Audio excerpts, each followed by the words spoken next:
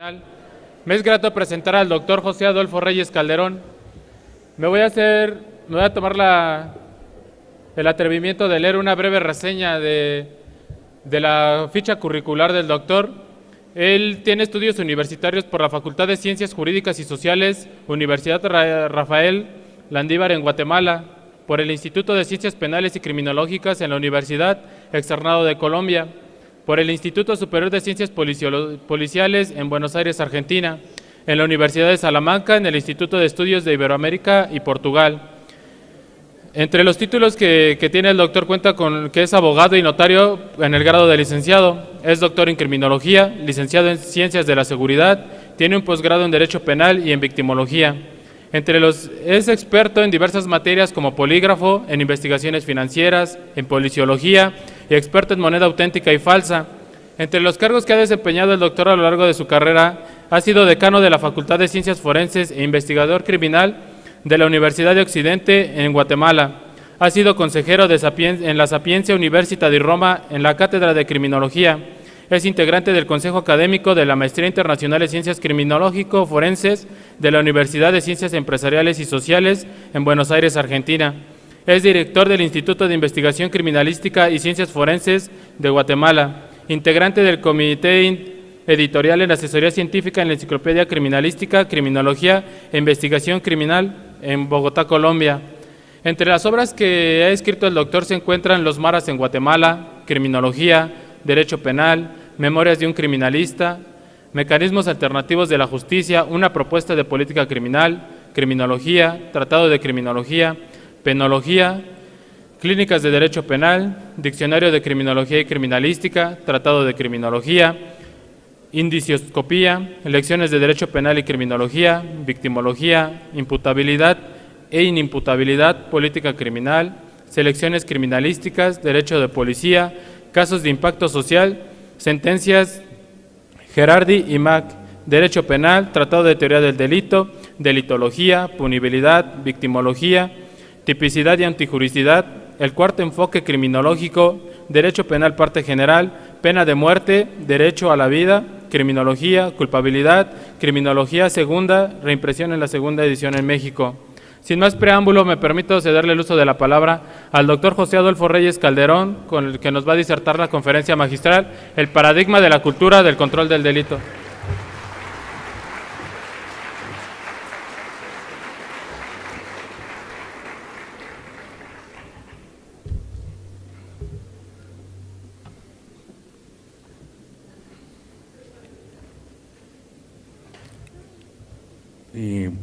Muy buenos días a todos y a todas. Antes que nada, un agradecimiento a la Universidad de Iztalahuaca, al comité organizador y en especial a su señor rector, el doctor Margarito Ortega Ballesteros, rector de esta prestigiosa universidad, como lo señalé, al doctor Andrés Bernal Barraza, director de la Facultad de Criminología, y especialmente a todos ustedes que tomaron la decisión de estar aquí presentes, al cuerpo de profesores. Muchas gracias por estar acompañándonos en el Congreso. En esta ocasión, antes de empezar a disertar el tema que me han designado, quisiera, como lo hago siempre que salgo de mi país, al iniciar las conferencias, casualmente le rindo un homenaje al doctor Alfonso Quirós Cuarón, destacado criminólogo a nivel mundial, ícono de la criminología en este país. Lo hago ahora con mayor propiedad y con mucha alegría, dado que este congreso lleva su nombre. Hace muchos años tuve el honor de conocerlo cuando se desempeñaba en el Banco de México. Pero lo que creo que más impacto y más orgullo, además de su obra, nos da a los latinoamericanos, a los criminólogos, a criminalistas, médicos forenses y, en fin, a todas aquellas personas que se dedican a las ciencias forenses y a la investigación criminal, es que precisamente entre 7 días, el día 20 de noviembre, se celebra un infortunio, quizás el magnicidio más importante que ha ocurrido en América, la muerte del presidente John F. Kennedy, y nuestro maestro Quirós Cuarón fue llamado para integrar la comisión Warren. Eso y todo lo demás llena de orgullo, pero es una de las noticias de gran trascendencia internacional que nos sigue llenando de orgullo, además de su obra. De suerte que dedico esta conferencia a su memoria y dedico esta conferencia a todos ustedes que me hacen el favor de estar presentes. El tema que la comisión me designó es un tema intitulado El paradigma del control del delito. A veces es difícil situar la conversación sobre el tema, ya que durante más de un siglo y medio ha habido un debate entre los criminólogos y entre los políticos y economistas sobre qué es finalmente el control social y quién lo tiene a su cargo. Por esa razón quiero partir con una definición contemporánea de lo que es el control social.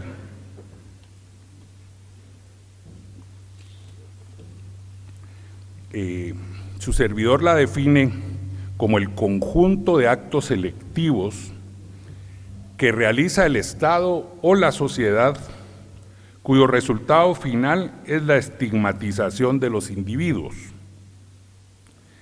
Significa esto, además de que sería tautológico, pero lo voy a hacer, que el Estado, a través de sus mecanismos de dictar la ley penal, de perseguir, de acusar, de sentenciar y de ejecutar la pena, va haciendo una selección de qué personas son tenidas bajo un control social, en tanto que la sociedad misma lo que hace es seleccionar también a los, en este caso a los individuos, ya que el Estado lo que selecciona son conductas, selecciona a individuos a quienes se les va a rechazar. Más adelante lo verán, la primera, pues hoy en día se le llama institucional, lo que el Estado considera que debe rechazarse, que esté en el Código Penal o en las leyes especiales, en las leyes especiales en blanco, etcétera, o en los convenios y tratados internacionales ratificados por el país. En tanto que la estigmatización de los individuos por la sociedad tiene que ver con la cultura, tiene que ver con la religión, tiene que ver con los usos sociales, tiene que ver con aspectos diversos. No obstante, esa definición existe después de 2 siglos y realmente me di cuenta al elaborar esta pequeña presentación que si no hacía una definición de lo que todos ustedes como criminólogos, como profesores y como estudiantes de criminología saben de lo que es el control social, podría perder la ruta.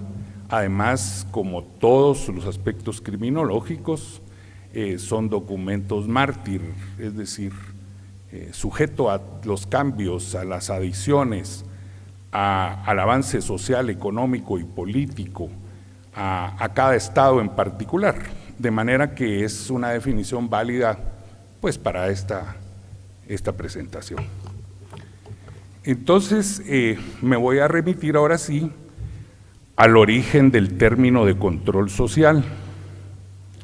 Este término surgió en la segunda mitad del siglo XIX en los Estados Unidos de América.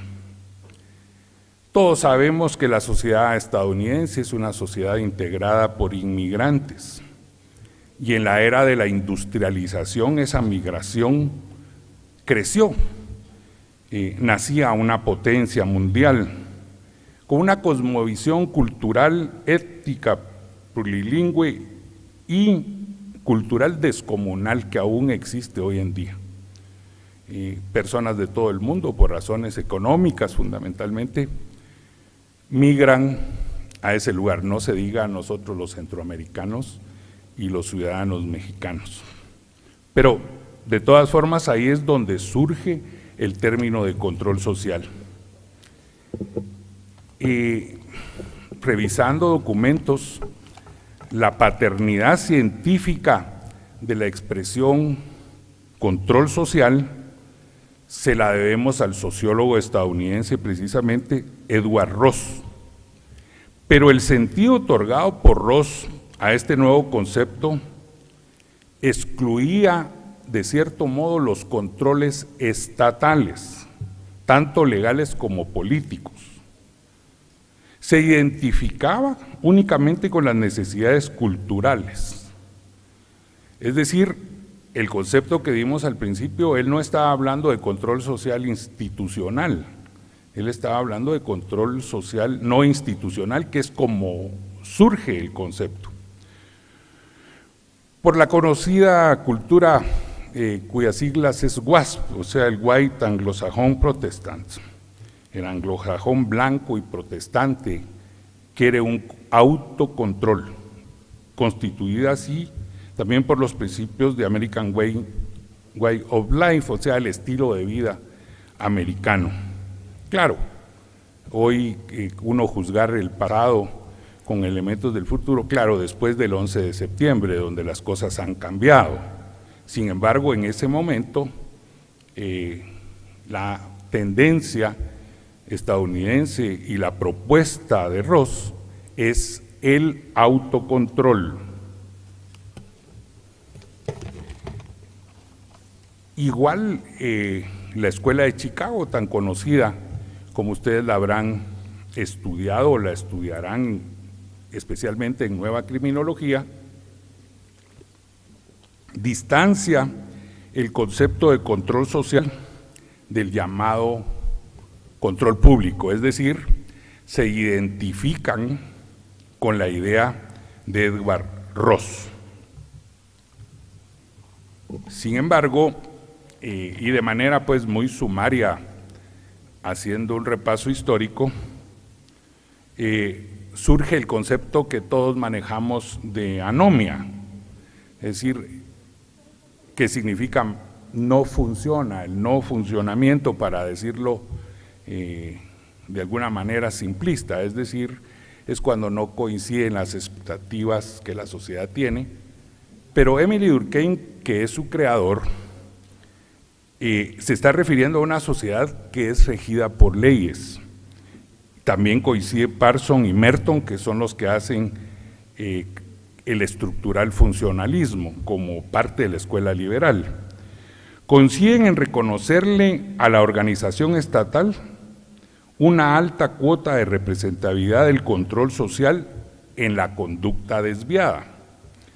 ¿Qué significa esto? Es que tenemos ya dos conceptos diferentes, el concepto inicial de Ross del autocontrol, sumado al concepto de Durkheim, como le quieran decir, Parsons, etcétera, y toda esa escuela que le daba y le sigue dando valor al control estatal.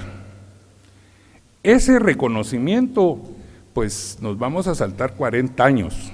Existen una serie de tendencias, una serie de planteamientos.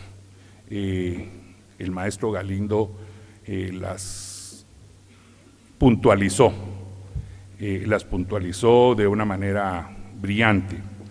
Pero me voy a recordar de Talcott Parsons y Vergali para mencionar algunos que reconocen al derecho como una manifestación del control social. Así las cosas, estamos con las dos partes del concepto inicial, concepto recogido en 2 siglos. Y ahora vamos a hacer brevemente un análisis histórico de las teorías del control social. Ahí están puestas la vieja criminología positivista, la criminología liberal y la criminología crítica. Solo las mencionaré para darles un pequeño repaso y ubicar a nuestro paradigma, que es el paradigma del control del delito. La criminología positivista o tradicional, que es casi siempre cuando empezamos a estudiar antes la criminología, pues siempre vemos a César Lombroso y la teoría positivista, pero su modelo, como sabemos, es etiológico en criminología, dedicando su atención únicamente al delincuente, obviando las cuestiones referidas al control social. De manera que en esta criminología positivista, el control social no existe porque la persona nace con un problema de hipotálamo y es indefectiblemente, no tiene libre albedrío. Yo a mis alumnos, cuando les resumo esto, les pongo una cuna con un niño, entonces digo, el delincuente nace, no se hace, esa es la explicación global. Entonces, por eso es que esa criminología positivista o tradicional no toca nada relativo al control social.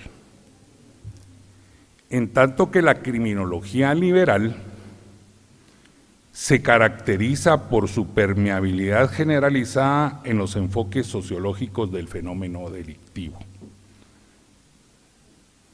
Entre las teorías del proceso social no existe uniformidad explicativa en lo que respecta a la etiología delictiva. En el slide que ya pasaron ahora, bueno, dejémoslo, pues ahí pongo el de estatus, por ejemplo, el del rol fundamentalmente. El Papa pues es un ícono de la humildad y pues puede andar por las calles besándole el pie a los más humildes, ¿no? Nadie va a decir que es desviado, ¿verdad? Pero probablemente si nosotros nos ponemos a hacer esa tarea, la percepción social es otra. Ahí anda un loco besándole los pies a la gente, por ejemplo. Bueno, entonces, en el que estábamos ya viendo era para decirles que hay muchas tendencias en la criminología liberal y es cuando en el curso de criminología uno le invierte más tiempo. Ellas radican en explicar los motivos que dominan el comportamiento respetuoso de la ley, responder al cuestionamiento de por qué no todas las personas cometen delitos. Pues ahí puse un águila y una cruz o una cara o un escudo y represento a un hombre en oficina que la percepción es de que es una persona buena, que está sometida al control social, se estudió, portó bien, tiene un buen trabajo y sirve a la sociedad. En tanto que el hombre que está entre rejas es una persona que no se portó bien. Pongo una moneda porque el lado de la moneda será adaptarse a las normas que se nos imponen y el lado contrario de la moneda será no adaptarse a esas normas. El problema es que anda uno en el hilo o en el filo de la navaja porque depende de qué se esté hablando. Si estamos hablando de una conducta de control social institucional, por el principio de legalidad, lo que está en la ley es lo que es desviado institucionalmente, aunque a nosotros no nos parezca, en una organización estatal como la que tenemos. En tanto que la otra es cultural. Algunas etnias de mi país, por ejemplo, por lo menos dos que tenemos identificadas, entre sus costumbres está iniciar sexualmente a sus hijas. Pues eso es incesto en el control social institucional. Sin embargo, esas niñas, si no ocurre eso, se sienten marginadas socialmente, rechazadas. Eso es no institucional. Entonces,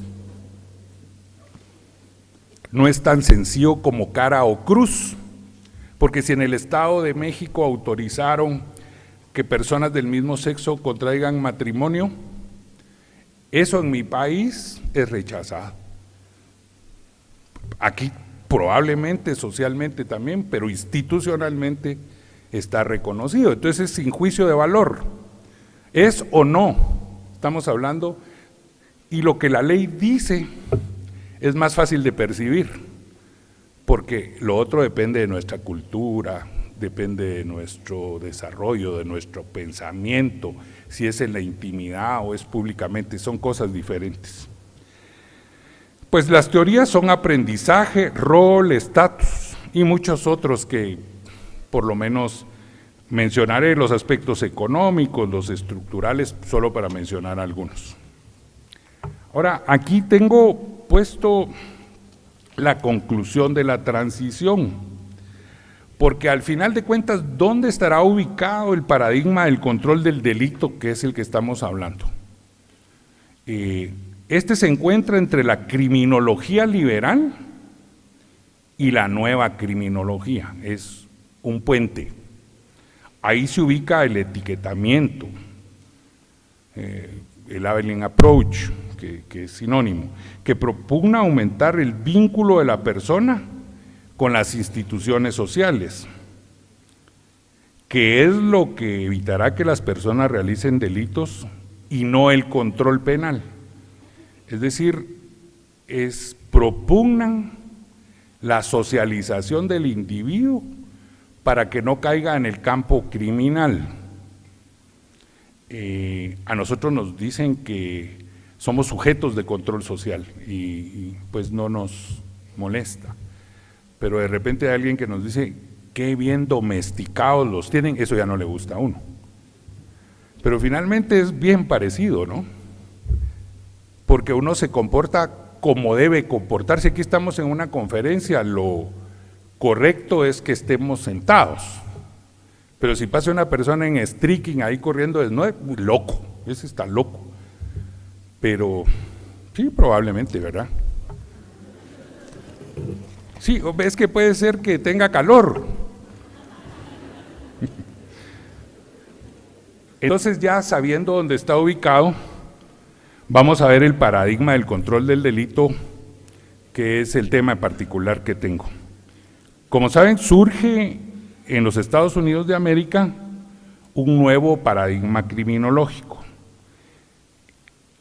que cuando uno lee los textos o lee es la teoría de la reacción social, el modelo del etiquetamiento, el labeling approach, el paradigma del control social. Es decir, lo utilizan indistintamente los autores como sinónimo. A mí me gusta etiquetamiento. ¿Y en qué consiste el paradigma del control social? El modelo etiológico de aplicación del delito presumía que la existencia de la desviación generaba la reacción controladora de la misma. Aquí lo hice como en negría, solo como para señalar que nuestro paradigma, o sea, la teoría del etiquetamiento, asegura que por el contrario, el control social crea la criminalidad. Yo lo leí varias veces y finalmente entendí, sí es cierto. Es decir, porque finalmente se descubre a qué le vamos a decir en un tiempo y espacio determinado criminal o de persecución penal, qué va a ser una conducta desviada institucionalmente rechazable. Y eso depende de la sociedad en particular. En mi país, en Guatemala, el presidente ha planteado la despenalización de las drogas.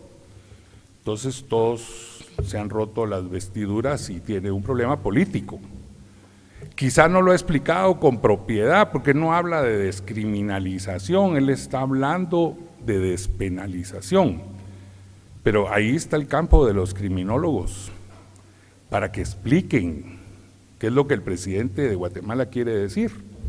Y muchas veces en nuestros propios estados sucede eso. Hoy que escuchaba al señor rector y al señor director con mucha atención, el rol nuestro de los criminólogos a veces es explicar a los políticos, entre otros, cuál es el estandarte en seguridad y derechos humanos que están planteando para que profundamente la política criminal y o victimal que planteen sea comprendida por la población.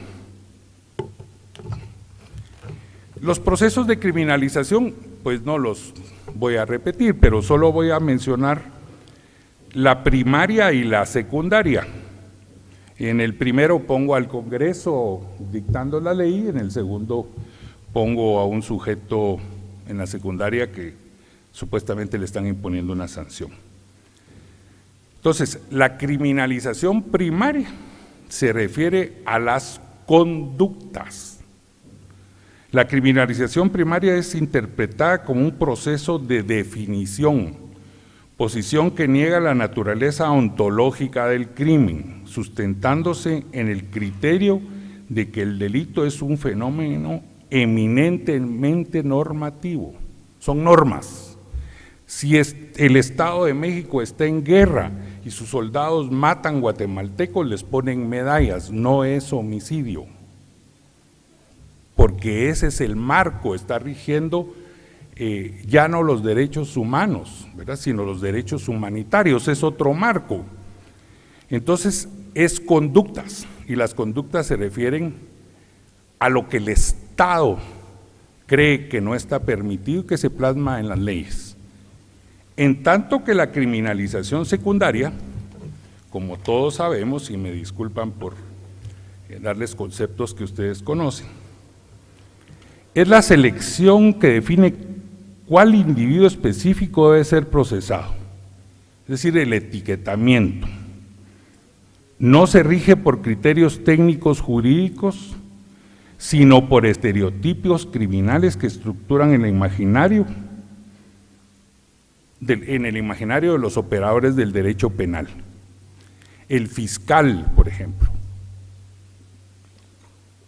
más abajo, pero en las gradas, ¿no?, en las gradas o en la cascada cuando el Estado reacciona penalmente. La policía, el fiscal y el juez creen que este señor, porque tiene tatuaje, es delincuente.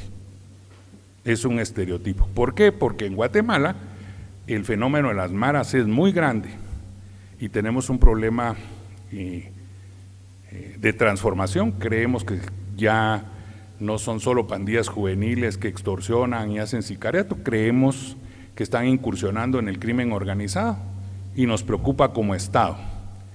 Entonces no hemos llegado a los extremos de otros países como El Salvador, que hizo una ley antimarias que describe casi a este sujeto como quien es criminal, el que se tatúa, el que… Es decir, es la génesis, como lo digo más adelante, del derecho penal del enemigo. Es decir, estamos… Entonces resulta que hacen un allanamiento, y voy a poner un ejemplo porque ese sí me asustó. Hacen un allanamiento en un barrio pobre donde viven estos señores, que no son unos angelitos, pero viven ahí. En el allanamiento encuentran armas de un sujeto y le piden si tiene autorización del Estado.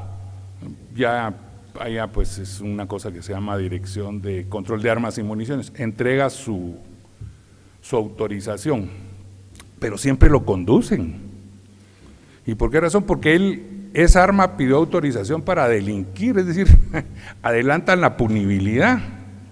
Y además, aunque tengamos proceso penal acusatorio desde hace 20 años, donde el principio de inocencia debería regir, es usted demuestre que es inocente y en tanto de eso está en la cárcel. O sea que el proceso acusatorio que se pone en vigencia también en México hay que ponerle ojo, porque ya todos los distinguidos abogados que aquí nos acompañan saben que una cosa es lo que la ley dice y lo que en la realidad ocurre. En ese barranco estamos los criminólogos para hablar del ser y no del deber ser. Bien, la trilogía del paradigma, o sea, selecciona comportamientos y es discriminador. Tiene una función creadora de la criminalidad. y da una secuela dañosa y estigmatizante que se deriva de la acción del sistema penal.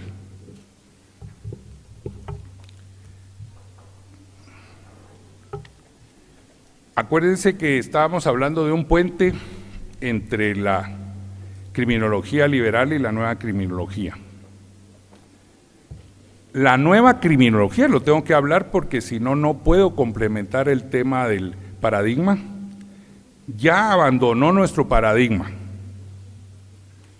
Y voy a señalar los aciertos y los desaciertos, es decir, cuál ha sido la percepción del paradigma de criminalización. Los aciertos: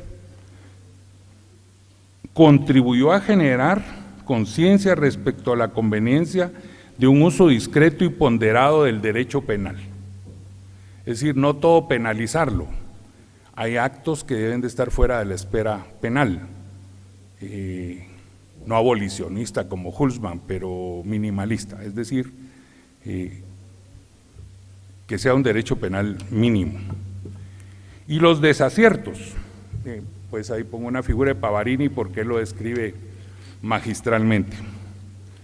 Sustenta que esta corriente pretendió ignorar la desviación como un fenómeno social, visualizándola solo como un producto interactivo del control penal. Aquí se olvidó de la criminología liberal, cuál es el estatus, cuál es el rol, cuál es la situación económica, cuáles son las condiciones sociales, etcétera. Ya solo una interacción con el control penal. Despolitiza el paradigma, es decir, ya no, Pavarini hizo lo anterior, pero la despolitización del paradigma. Carencia de perspectiva política a este modelo de criminalización. Es decir, nunca explica qué intereses defienden las instituciones penales y tampoco por qué ciertos sectores poblacionales poseen más altas cuotas de criminalización secundaria, entre otros. Ahí pongo una suculenta comida y una persona que está pidiendo limosna, sin hacer juicio de valor, solo para señalarlo. Sin hacer ninguna investigación en México, yo estoy seguro que en las cárceles está llena de pobres, ahí no hay ricos. Y así pasa en todas las cárceles de América Latina, es decir, don Niceto Alcalá Zamora y Castillo probablemente tenía razón al decir el derecho penal es el derecho de los pobres.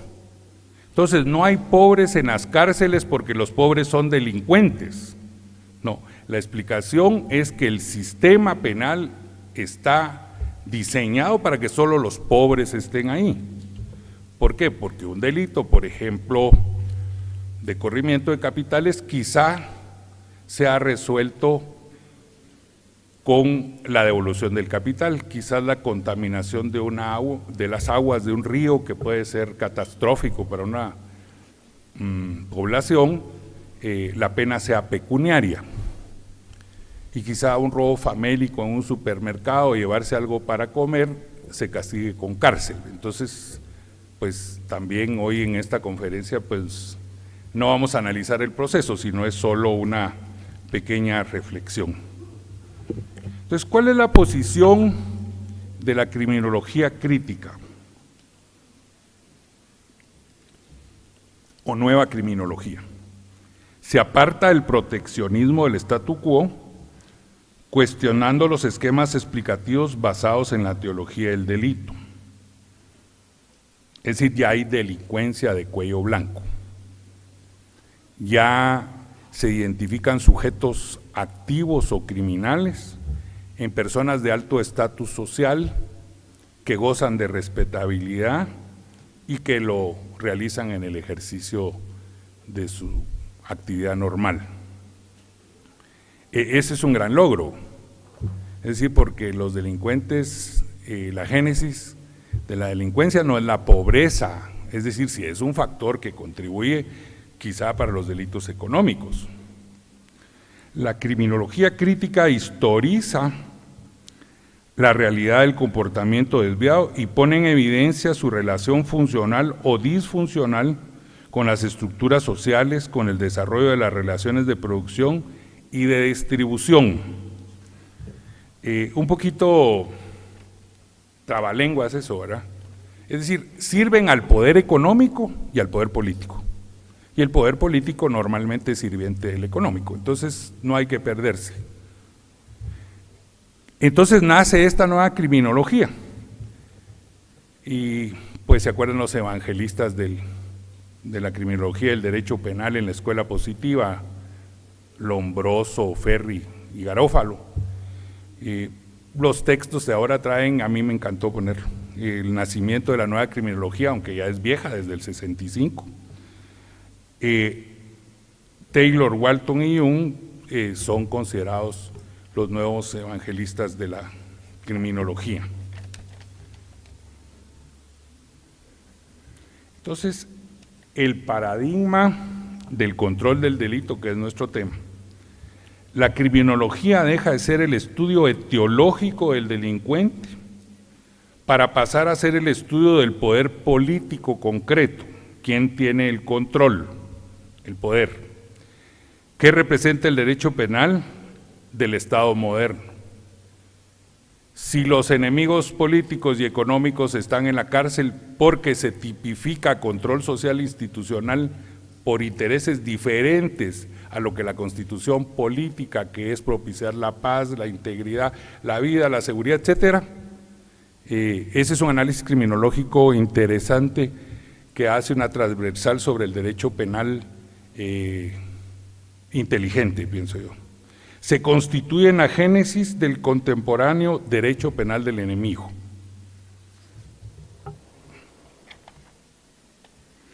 Y este slide, ese sí me encanta, porque es la función creadora del control social. Crea el delito, crea al delincuente y crea a la delincuencia. Entonces sí rompe los mitos sobre las garantías formales de la intervención punitiva. Son simples acciones de lógica abstracta, lo que se piensa y se plasma. Es decir, ¿quién es delito? ¿Qué es delito? ¿Quién será el delincuente? ¿A qué le vamos a dar delincuencia?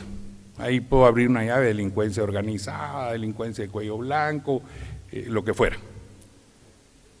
Pero lo importante es que se trata de una construcción que responde a intereses económicos y vinculados al poder político concretos. Cualquier cosa que se parezca a la realidad es coincidencia. Esta es una exposición doctrinaria, ¿verdad? ¿Qué legados ha dejado? El legado de la criminología crítica es recordar que el delito, el sistema penal y las decisiones de política criminal se producen dentro de una estructura social, política y económica, concreta, ¿verdad? Guatemala no tiene problemas con las petroleras porque no tenemos petróleo. Entonces ahí no hay delito, no hay ningún interés. Pero sí tenemos problemas con níquel, porque sí tenemos níquel. Entonces resulta que en las mineras protestan derechos laborales y entonces hay una represión del Estado y ese problema que era laboral, adivinen qué, ahora es penal. Se criminalizan los actos, se penalizan. ¿Pero por qué? ¿Porque el gobierno de turno quiere? No, porque hay dueños del país. Y quiero confesarles que tengo pensamiento liberal, solo les estoy transmitiendo este pensamiento porque me pusieron ese paradigma y era un buen reto y de verdad he aprendido mucho. ¿Cuál es nuestra postura? Ahí sí soy yo. Creo yo que la preocupación o énfasis en el hecho de la reacción social ante el delito puede ser, como lo dijimos al principio, institucional y no institucional. La reacción social siempre surge después del delito y es cuando las instituciones reaccionan haciendo una política criminal. En todas las conferencias lo escuchamos, actuamos como bomberos, ya se está incendiando la casa, entonces llegan los bomberos. Entonces, no cabe duda que hay que aumentar el tema preventivo, no cabe duda. Lo institucional lo crea el Estado y lo no institucional lo crea la sociedad. Me he atrevido a hacer una recapitulación que solamente tiene 6 ítems. El primero, ¿se acuerdan que empezamos a hablar de Rossi? Había un dilema, estatalizar o no la función de control social. 2, unos decían que era mejor el autocontrol y otros reconocieron al Estado su función. Predominó la idea de la completa separación entre el control social y la interacción estatal. También al reconocer la capacidad organizativa del Estado a través del derecho, este último entronizado como elemento controlador por excelencia en las corrientes estructural funcionalistas. Ahí tengo que hacer yo un comentario personal.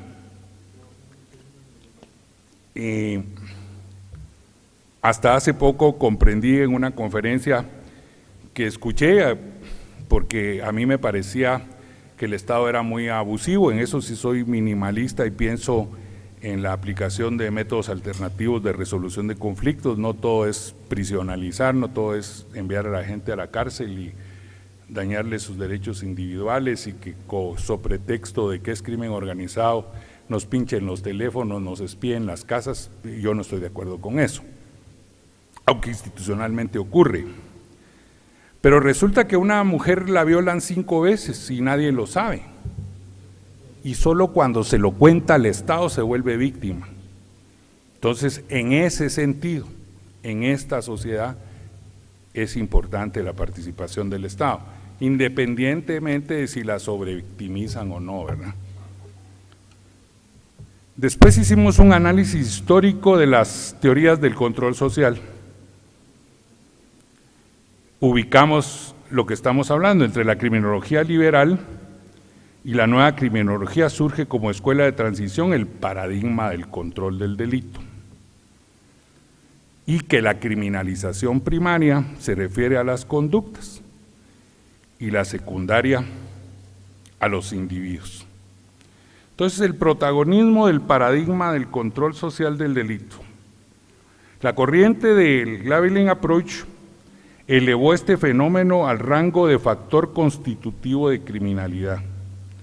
Como derivación politizada de la teoría de la reacción social aparece el modelo de criminología crítica, que contextualiza históricamente la función controladora del Estado, dotándola de alta carga ideológica y clasista, que uno de los ponentes lo va a exponer en particular. Yo les agradezco mucho su atención, y como tengo todavía bastantes minutos, me voy a sentar, y si hay preguntas, por favor, así cambiamos de impresiones. Muchas gracias por su paciencia.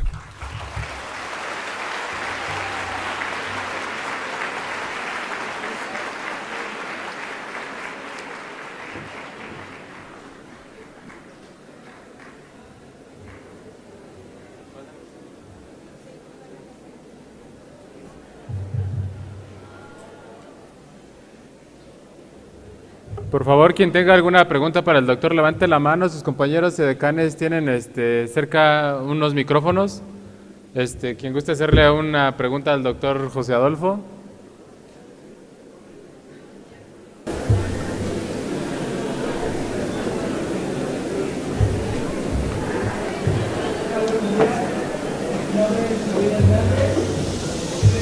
Mi pregunta es a usted, ¿qué opina acerca del leve criminal?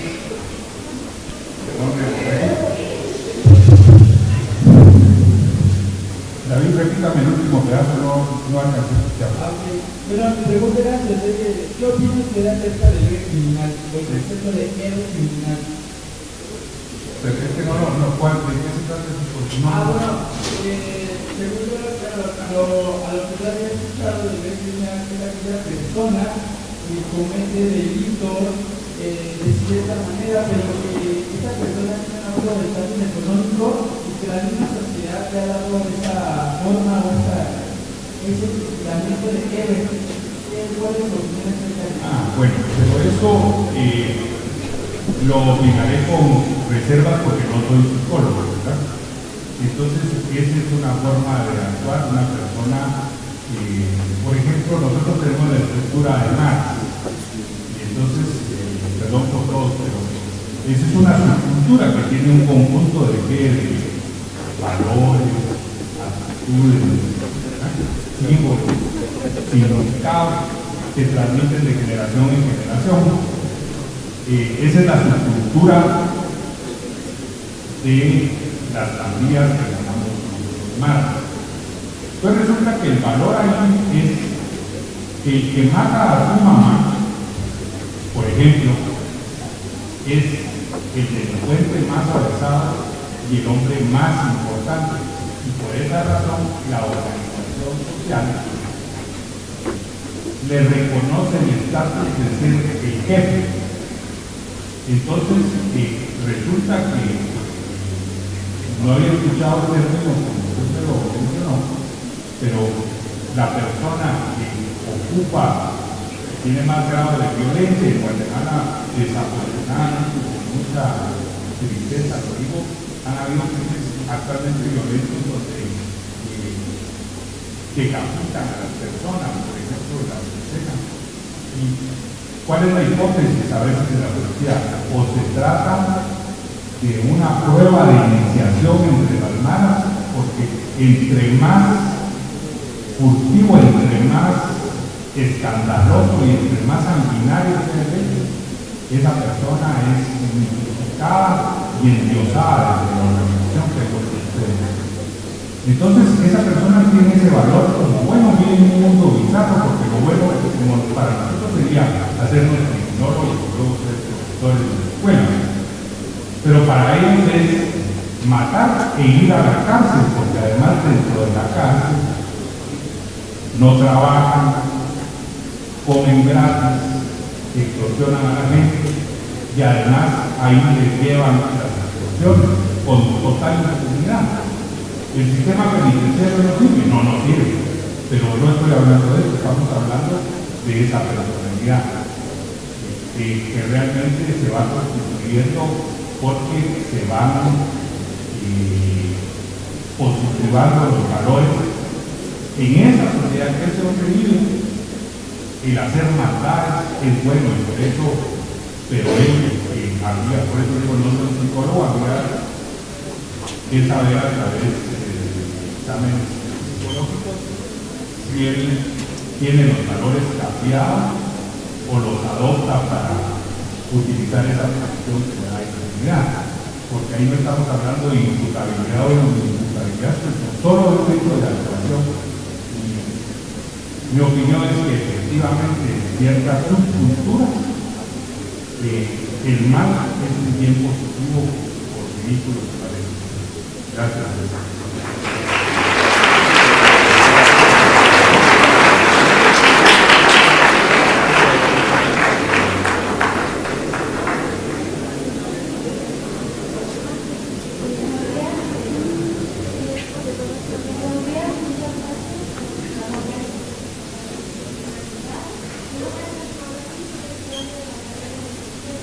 Fíjense más el micrófono, por favor.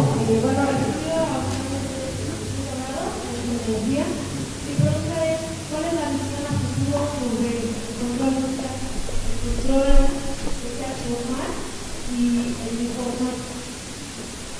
El control social formal o institucional, como yo lo llamé, depende de cada estado y de cada gente.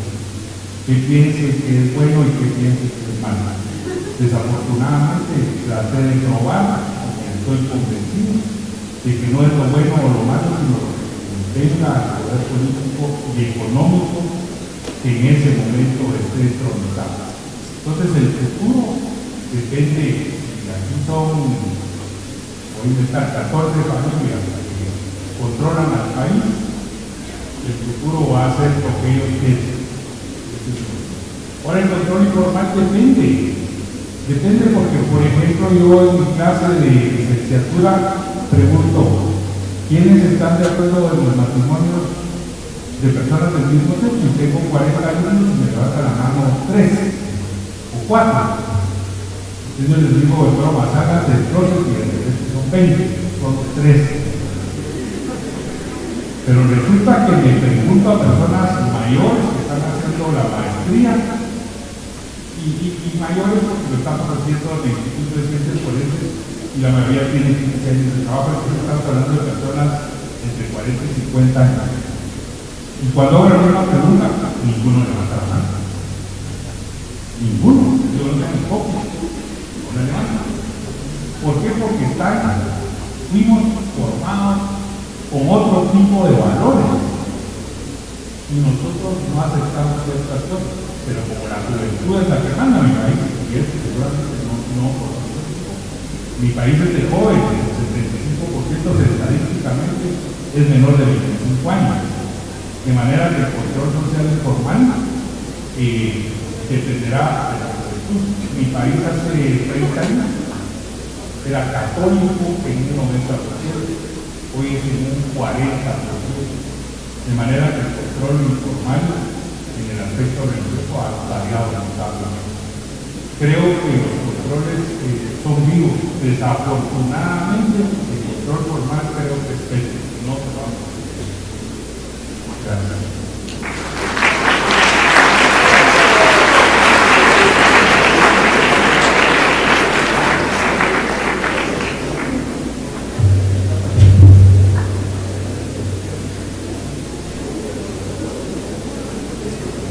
Buenos días, mi nombre es Karen y la pregunta que yo le tengo es ¿qué podemos hacer para dar un cambio contra lo que hoy vivimos, que es tener una sociedad desorganizada contra una delincuencia organizada?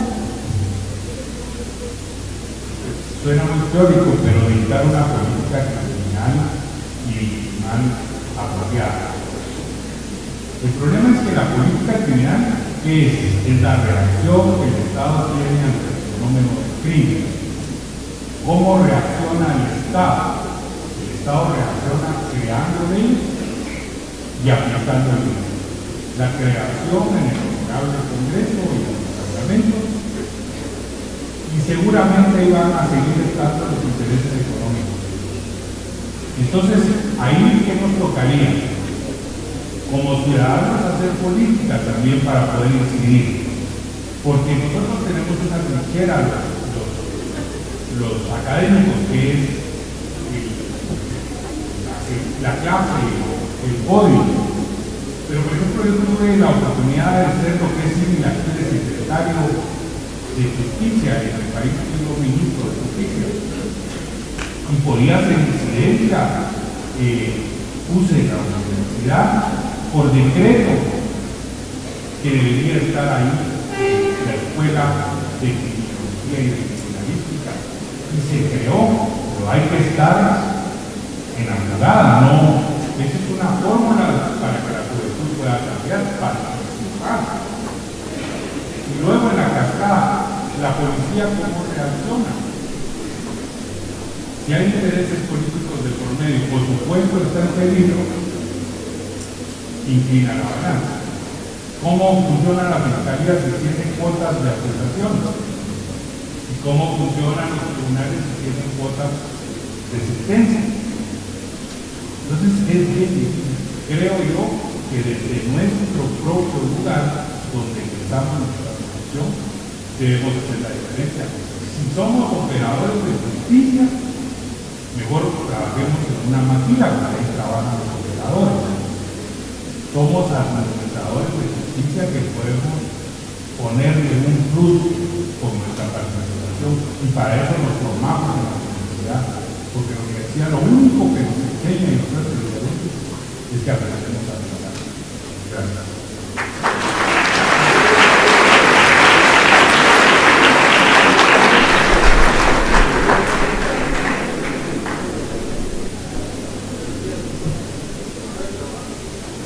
Igual, perdón, el micrófono. Buenos días. Julio César, soy estudiante del séptimo semestre de criminología. Bienvenido, doctor José, a esta casa de estudios y muchas gracias por participar con nosotros. Yo le tengo dos preguntas muy personales respecto a nuestro tema de tesis que tenemos con una compañera. Tengo entendido que usted tiene conocimiento sobre migración, entonces me he permitido realizar dos preguntas. La primera es: ¿los procesos de criminalización a los que se enfrentan los migrantes influyen en su comportamiento? Es decir, que se asume la etiqueta como tal. Y la siguiente... Déjeme preguntar, contestarle porque se me va a olvidar la otra.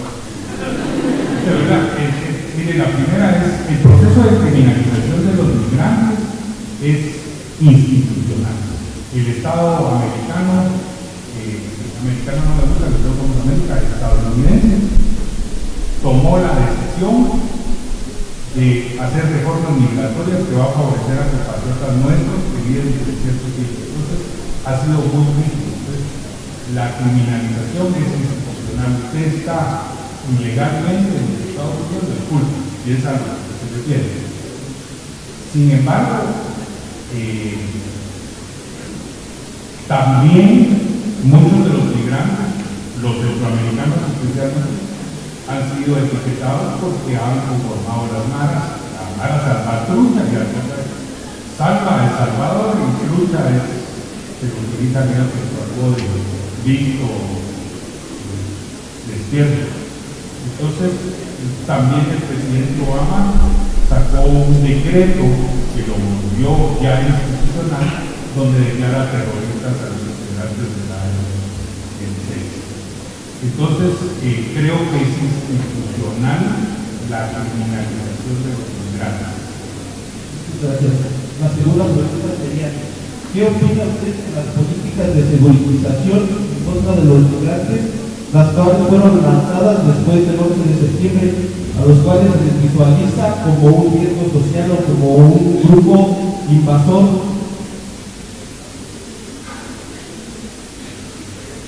Vamos a ver cómo no me comprometo con la respuesta, pero primero he de decirle que al mundo entero los Estados Unidos le venden la idea de que hay terroristas, que hay que perseguir porque son enemigos. En Guatemala no hay terroristas, no hay terroristas, sin embargo hay un comisionado para el terrorismo internacional que trabaja inscrito a la presidencia, que gana muy bien y viaja. Qué bonito trabajo, porque no hace nada, es que no hay terrorismo.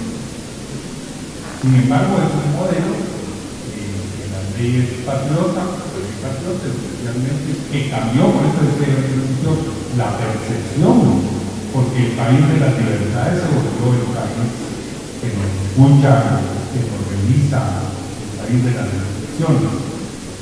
Entonces,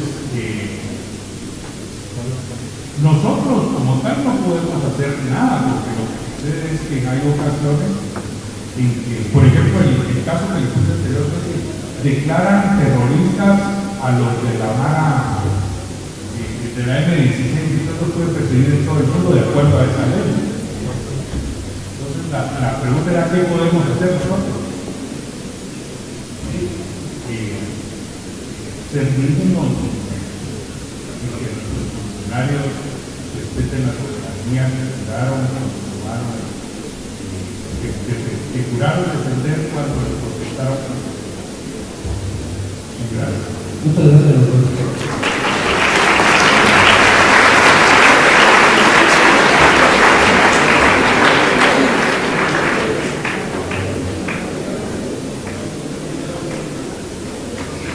Me voy a seguir y mi pregunta es la siguiente: ¿de qué forma se podrá evitar la estigmatización si desde la infancia el interaccionismo y la política social nos va a enseñar?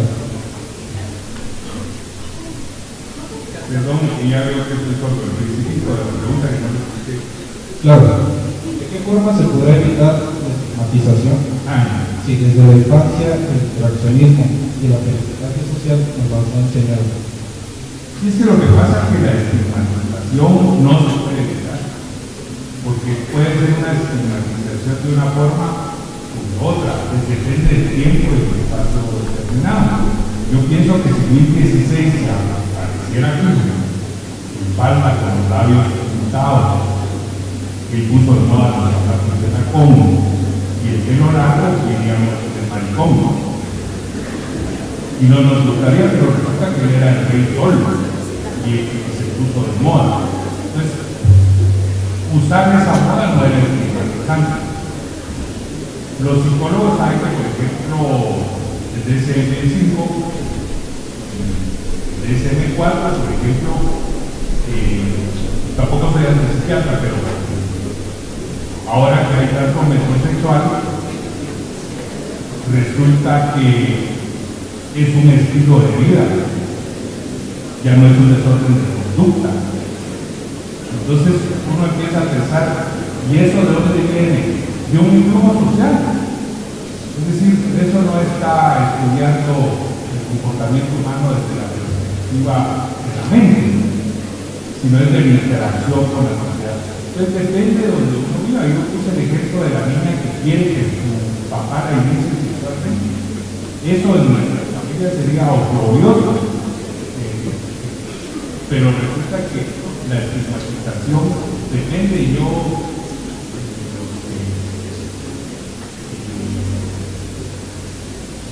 pues pasamos de 50 años. Yo me recuerdo cuando los simples salieron, esos todos tienen el pelo más corto que yo, pero nos damos peludos. Porque resulta que la gente era algo importante. Entonces eran pelones toda la gente. Entonces era una protesta de darse el pelo largo. Y entonces fueron estigmatizados como hippies, marihuanos, los activos.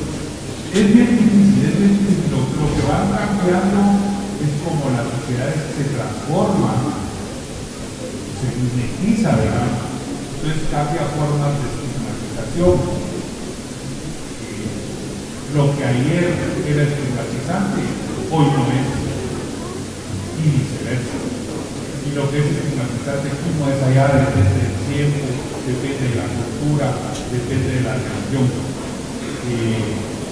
A veces el control social no formal, una pared lo divide, los muchachos del otro lado hacen bulla todo el día. No aquí es donde se la bulla, pero el ejemplo, la bulla es allá, porque ahí las reglas del papá y se duermen cuando se les dé la gana. Pero aquí se apaga la televisión a las 10. Ya el papá yo tengo 20 años, y me dijo, pero para manual, bajo el techo, lo manda. Las normas sociales aquí yo las pongo. Y el primer control social obviamente es educarlo.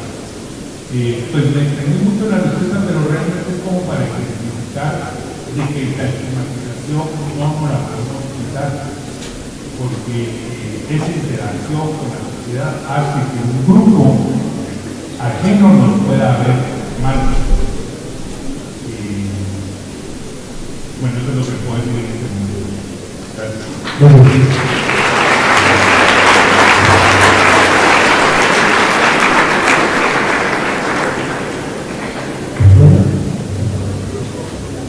Buenos días, yo quisiera saber qué es lo que opinas sobre la construcción de la víctima por parte del Estado para ejercer el poder. Póngame un ejemplo, porque fíjese que yo no sé si vino Ediciones Flores al Congreso. Yo acabo de escribir un libro que se llama Victimología, que es el tratado de victimología y hay como derecho proceso penal acusatorio. Y menciono, por ejemplo, a una que no va a estar con nosotros, donde la víctima en el Estado mexicano ya forma parte. Entonces, yo no sé cómo el Estado pueda construir víctimas, porque las víctimas, como dije, la muchacha que ha violado 5 veces, solo es víctima cuando lo denuncia. Y a partir de ahí puede ser solucionada. Pero el Estado no vive de las víctimas, le molestan más bien. ¿Saben quiénes viven de las víctimas? Las ONGs, las víctimas profesionales. En ese libro pongo víctimas de segunda generación, hay grupos que viven de víctimas que ni conocían, pero reciben estipendios, especialmente de países amigos europeos, sobre este tema. Entonces, póngame el ejemplo de la victimización, de cómo el Estado construye una víctima y que podría haber una sociedad. Bueno, en el caso de cuando una persona se convierte en víctima únicamente cuando acude a esa institución con la finalidad de denunciar o de hacer conocer a la entidad impartidora de justicia que acaba de ser mencionada en su integridad. No sé, es decir, digamos, por ejemplo, mi país es un país macrovictimizado. ¿Por qué? Porque hay niños que se mueren de hambre, porque no hay trabajo, porque no hay vivienda. Somos un país paupérrimo, entonces es un país macrovictimizado. Entonces resulta que puede haber una política criminal tipo welfare, donde se empiece a ayudar a los desvalidos y esa ayuda sea una cuota de votos para las elecciones, digamos. Ahí sí se puede no construir las víctimas como tal, pero sí aprovechar la existencia de un estatus socioeconómico al cual yo voy a beneficiar por fines políticos, por ejemplo. Gracias.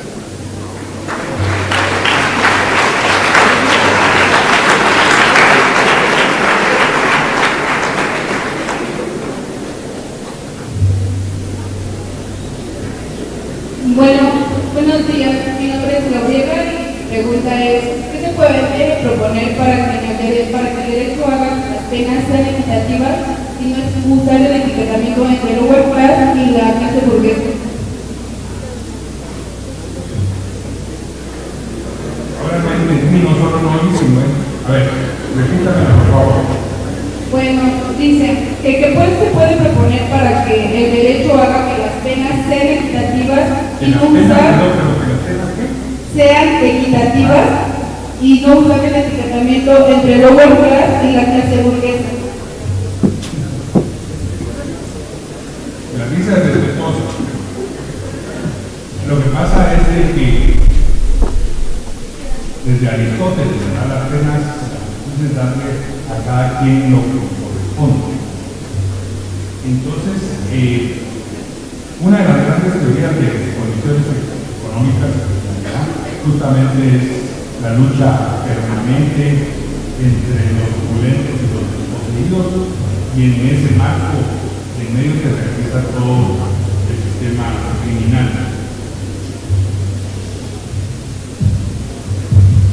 Creo que en tanto que el derecho, yo tengo que poner un ejemplo guatemalteco porque cometería un gran error hablando de México no conociendo la ley. El artículo 5 de la Constitución de Guatemala dice que el idioma oficial es el español, pero resulta que más del 40% de la población no habla español, sino habla quechua, quechua, idioma alternativo. Entonces resulta que una persona tiene un problema de tierra y quiere resolverlo y no puede expresarse. Depende de un traductor jurado que probablemente no esté calificado. ¿Qué notario se mete a arreglar el tema ese de tierras? No puede porque la Constitución se prohíbe. Y entonces probablemente si alguien ve que parte de ese terreno es una excavación de tierras y le inicia un proceso penal y probablemente va a parar a la cárcel. Pero resulta que esta persona, que la Constitución le prohíbe hacer negocios que no sean en español, además es indígena, además es pobre, y entonces es difícil porque entonces el análisis puede ser que la ley esté construida para proteger a los intereses económicos y políticos imperantes.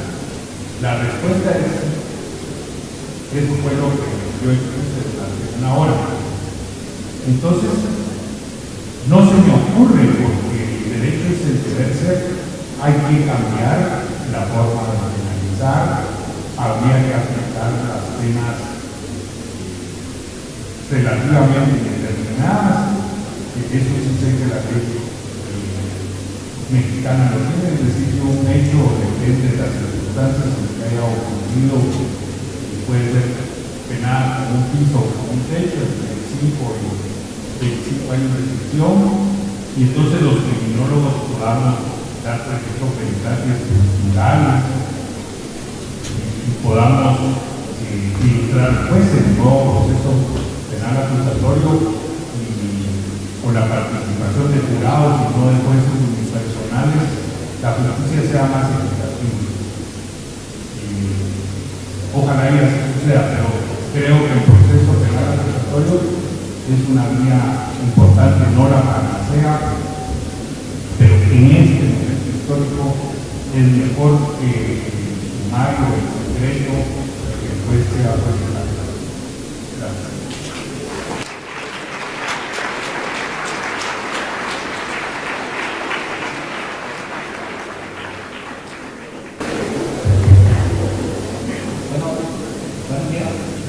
Mi pregunta va enfocada a cuál es su concepción acerca de los grupos paramilitares o bien la policía comunitaria como forma de control social. Ahí no tengo una opinión, los paramilitares, ahí se va a poner la cachucha de abogado, están fuera de la... No puedo dar una opinión porque no conozco.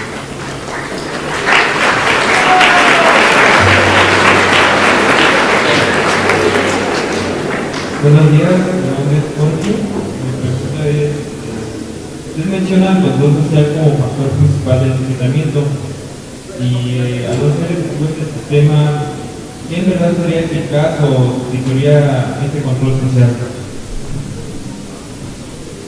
El control social, eso es sine qua non, es decir, eso no lo menciono yo, sino así es el tratamiento. Es una parte del control social. Ahora usted me pregunta qué.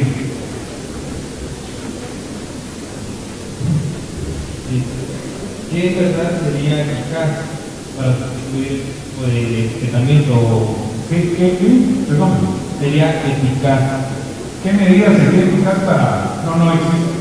Es como si nace un niño y no llora su madre. Eso es una cosa que existe una con la otra. El etiquetamiento está pegado con el cordón umbilical ahí, con la identificación. No puede, si desaparece una, no existe la otra, pero en caso de que tengamos un Estado organizado, democrático, representativo, con comidas grandotas, no puede. Gracias.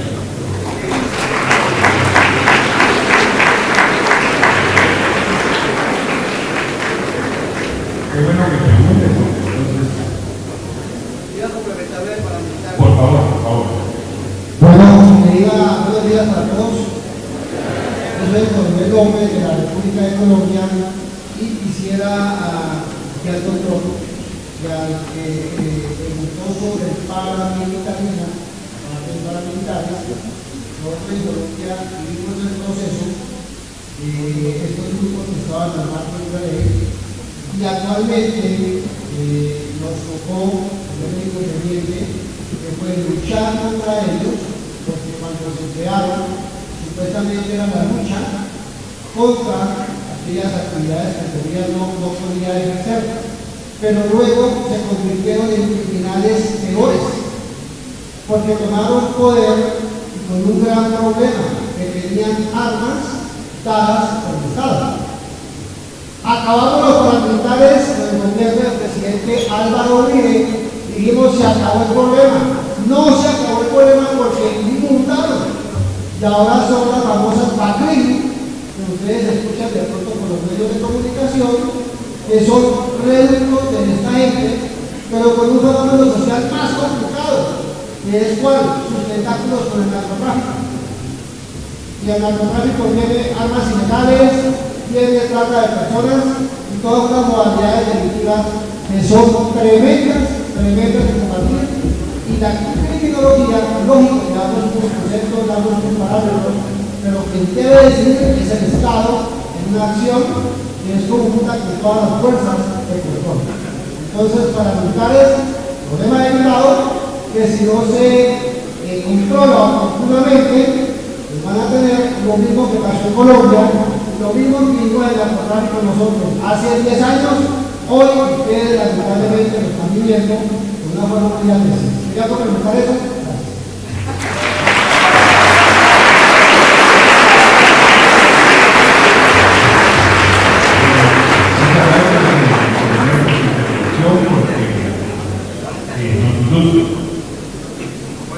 Solo el paréntesis aquí, que ese es el problema de Colombia y esa es la forma en que lo están resolviendo de manera activa.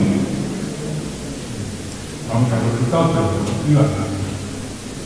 El que preguntó podría estar preguntando por paramilitares en México, ese es otro tema. Y en Guatemala es otro tema. Lo que me parece importantísimo es lo que señaló, que el Estado, porque es en un tiempo y un espacio determinado, una problemática en particular. Nosotros tenemos la verdad, lo que no tenemos es terrorismo. ¿Para qué vamos a hacer estas problemas de terrorismo? Si no tenemos. Y gracias, señor hermano.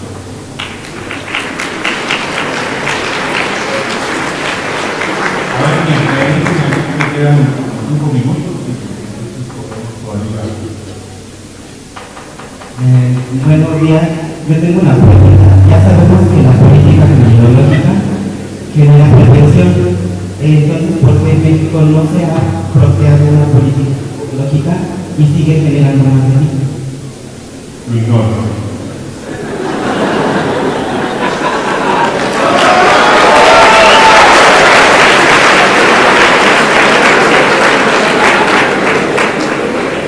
Bueno, ya que hablamos de la criminología crítica referida a ese rato, mi pregunta es, desde su perspectiva, ¿cómo contribuye el cambio del modelo económico en la lucha del crimen organizado y las barreras que esta puede presentar para llevarlas a cabo?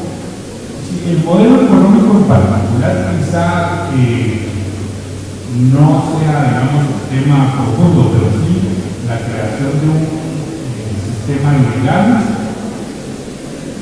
que tenga que ver con la economía, pero no con la economía estatal, sino más bien con la economía del producto del crimen organizado, de ese dinero emergente. Creo que esas políticas necesitan habitar de las personas. A mí me gusta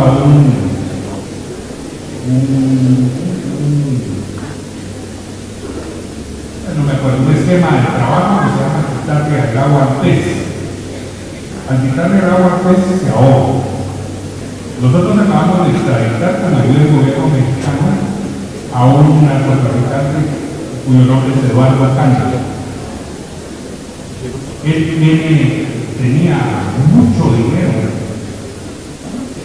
Antiguamente esos narcotraficantes seguían ejerciendo como jefes de esa organización criminal de las cárceles. Hoy ninguno se recuerda de él porque se le aplicó la excepción de dominio y lo dejaron con los alternativos que llevaba. Esa es una política criminal para mí importante. Es decir, quitarles los medios con los que cuentan para seguir delinquiendo. Porque además si a él lo juzgaran, tiene su dinero y sale libre, ya lo lavó porque no se puede perseguir penalmente por el mismo hecho a la misma persona. Entonces creo yo que a él hoy ya le provocaron la muerte súbita porque no tiene cómo. Entonces creo yo que todas las leyes que tienen que ver con la excepción de dominio, todas las leyes que tienen que ver con que los organismos de persecución y de juzgamiento del delito se repartan el dinero que el crimen organizado produce, por ejemplo, son decisiones buenas. Hay que hacer toda una estructura para que el Estado no se vuelva delincuente. Estado tiene que bloquear las cosas a través de los mecanismos legales. Yo sé que usted se refiere a la nueva criminología a cambiar del modelo económico en particular. Aquí, si estamos en el modelo occidental, ustedes son vecinos de mí, va a ser difícil. Gracias a todos. Bueno, es así como de esta manera agradecemos su extraordinaria ponencia al doctor José Adolfo Reyes Calderón a través del maestro Andrés Bernal, director de la Facultad de Criminología. Otorgamos en este momento un pequeño reconocimiento, así como un presente institucional.